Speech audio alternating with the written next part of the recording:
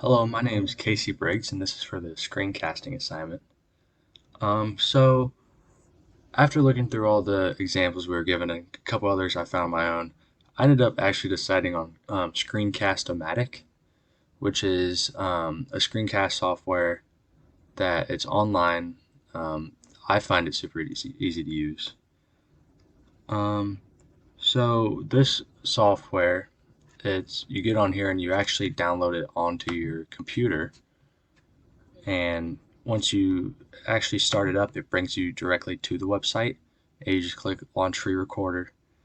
um, so yes, it's downloaded, but all that does is just take you right back to the website, so you don't have to open it up every time. um, this software is free. You have a lot of features that you can use for free. There is some things like editing different things, and like there's pricing up here that like you can buy more, which will give you more features and everything, but there's plenty you can do with it for free. I'm using it for free, not spending any money. um, 2 to 3 features I like about it. Obviously the first one, it's easy.